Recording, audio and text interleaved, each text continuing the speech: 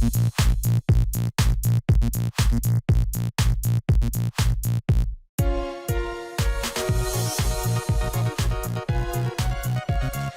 and welcome to Economics. We're going to be working on Unit 2. Alright, so this video is all about owning a business. Now there's a lot more types of business than what we're going to talk about in this video here, but we're going to be talking about the types of businesses that you have a more realistic chance of owning, of starting up. But we're not going to be talking about major corporations. You do have the potential to maybe be involved in one of those and possibly even get to the start or get to the top, but you're not going to start owning a corporation. If you want to own your own business, these are the options where you'll start with. Some of them. We won't be going through the entire universe, but a lot of them. There's two categories: sole proprietorships and partnerships. Sole proprietorships, like you see here in the black and white, that's Ray Kroc. He, before he died, he was the sole owner all by himself of McDonald's. And he's the one who got it started, made it famous, and is responsible for it being what it is today. On the other picture in color, you have the two owners of Google. And they started the business together, and they grew it together, and now it's a big corporation. So technically, none of these companies are sole proprietorships anymore. They've moved on to corporations. But they started as either a sole proprietorship, as in the case of McDonald's, or a partnership, as is the case of Google. So first, proprietorships. This is the most common form of business organization. One man or one woman deciding, I'm going to start a business. And this can be of any size. This could just be you making little tiny pieces of art or furniture or decorations or jewelry and selling it online. Or it could be you actually leasing a building and selling things out of a building. Or maybe you're making cakes and cupcakes and you're just word of mouth selling them, but out of your own home. All of these things are proprietorships. Advantages and disadvantages. It's mostly good, but there are bad that you have to worry about. Remember, economics is all about trade-offs. If any decision you make, there's things you give up, things you get. So the disadvantages are the things you're giving up. You're accepting these are bad things because in return, you're getting the good trade-offs. So the bad things. Unlimited liability. That means if you go broke, if your business fails, any debts you still owe, any loans you took out, you are 100% liable. You might think that's really obvious, but that's not always true in big corporations and LLCs and things like that.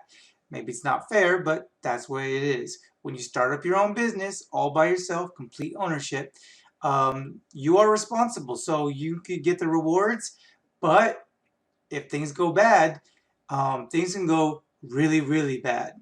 It's very challenging and extremely time-consuming to start up and run your own business. You are doing it all by yourself. Yeah, you have employees, but the employees don't do anything unless you tell them what to do. So you are managing quite a bit, making all the decisions for yourself, research, figuring out how to advertise, how to figure out what the best price point is.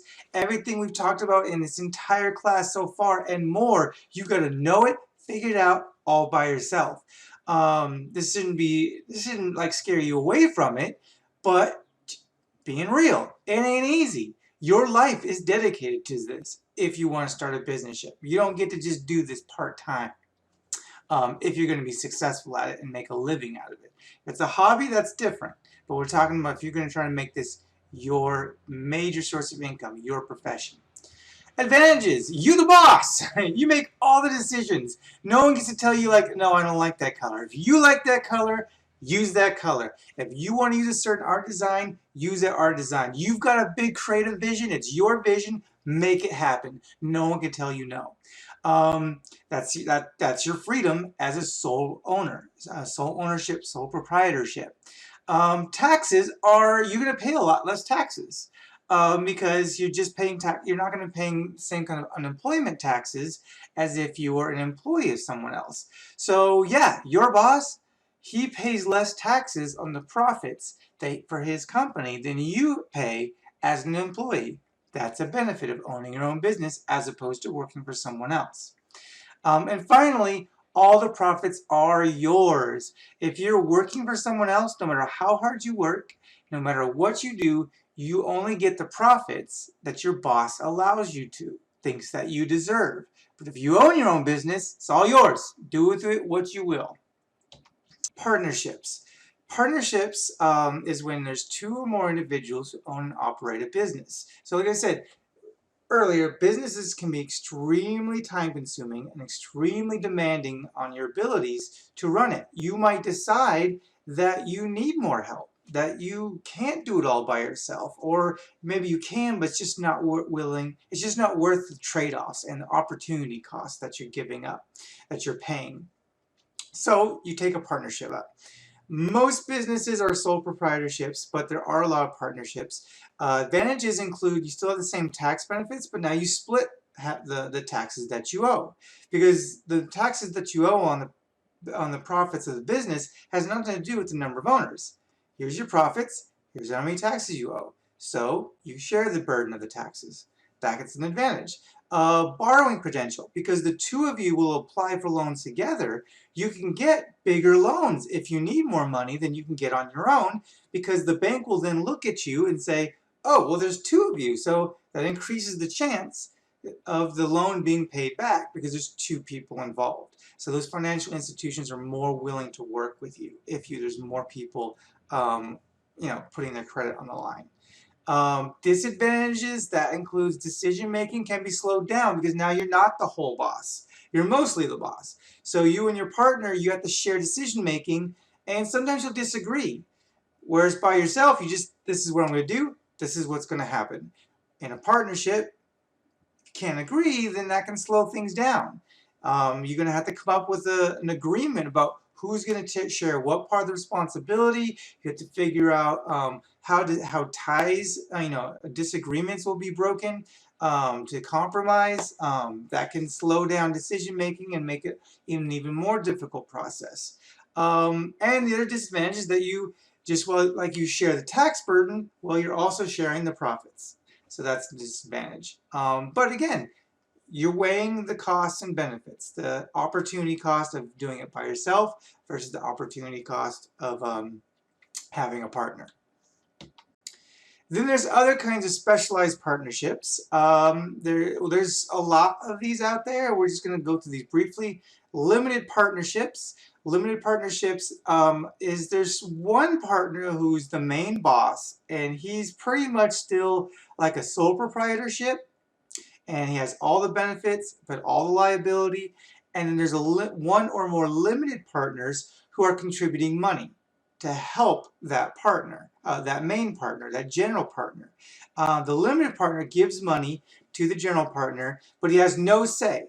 He doesn't get to control decision making. He has no power whatsoever over the company. But if the company fails and the general partner ends up owing a lot of money, the limited partner is protected. He doesn't have to take on any debt. Whereas in a full partnership, if there's any debt that's taken on by the company, any loans that you take out, if you don't pay them back, you're both liable.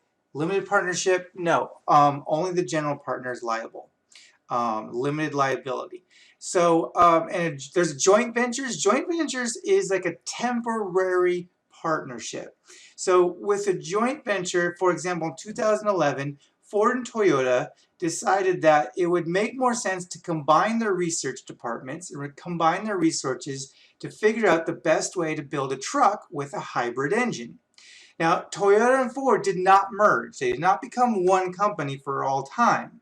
They just combined for this one special task to combine their forces, and after that task was done, they'd go their separate ways.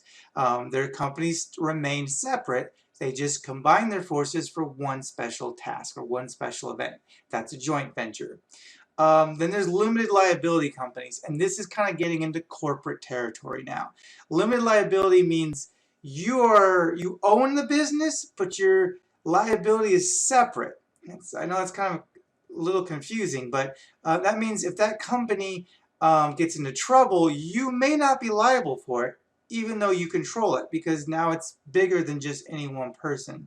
I'm greatly summarizing this. It's a lot bigger than this. There's a lot more details, but that's a lesson for a different time. Chrysler Group is an example. They own all these companies that you see, all combined are under the Chrysler Group LLC, limited liability company.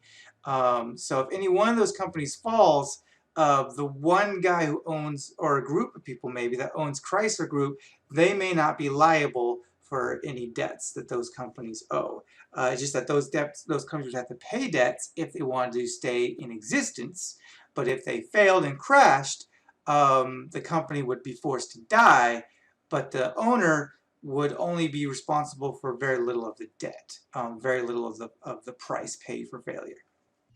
Okay, so realistically speaking, as a proprietor, you're probably not going to really be involved in any of those things I just talked about unless you own a corporation. A corporation is an organization owned by many people, but treated by law as if it was a real person. It's not a person, but it's treated that way. So it can gain its own debts and make its own profits. And any damages it causes to someone or any laws that the corporation breaks, it's the corporation, this business type, that gets sued and not the individual owners. Now, that doesn't mean individual owners if they break laws that they can't be in trouble, they can. But still, a lot of liability, especially when it comes to debt, does not fall on the individual owner anymore. It falls on the corporation. So if the business goes under or gets sued for more money than it can afford, well, the corporation will pay back as much as it can, and then it'll be destroyed. But the individuals who started it and were running it, yeah, they lose their future profits. They lose the ownership of the company, and that might be very embarrassing and shameful. But they still get to keep everything they had personally. Their home, their family life, their bank accounts, all of that's protected, mostly protected under a corporation. Pretty great deal, right? You do have to give up a lot of control. And there is the risk. You give up some of the say-so in this company that you created. However, like I said, you get a lot of protection from debt. You can make a lot more money because now people can invest money into you like they never could before. So you can expand and make millions, billions of dollars. This is really one of the ways that you can become a billionaire. It's a long road. You don't get to do it overnight, but this is an extremely profitable way to run a business. Now, because they're so powerful and that power can be abused, to exist in any state, a corporation has to have a corporate charter. A corporate charter is the license that you need to get from a state in order to operate any corporation. So Walmart, that's a corporation. They have 50 charters, one for every state. They can operate in every state in America because they have a charter with every single state. And then once you've done that, then you can make a lot of money for very little work through franchises. Franchises are businesses that will use a name like, say, Taco Bell, but instead of being owned and operated by Taco Bell or its parent corporation, Yum Brands, an individual or group of individuals rents or licenses the Taco Bell brand name and all of its products and benefits from all the advertising dollars spent. They don't have to put those in themselves because Taco Bell is already doing it. Yum Brands is already doing it. But they get to benefit from all that. They do have to pay for the license. They do have to give some of the profits to Yum Brand. But now they get to have a business that's already successful. There's a lot less risk on their part as long as they're good managers. Taco Bell, meanwhile, they don't get as much profit as if they started the store themselves, but they also don't have to put any of the work in. It's great. You get to make money off of somebody else's work because they want to use your successful name. And that's what a franchise is. And that's it. If you have any questions, let me know in class. Thank you.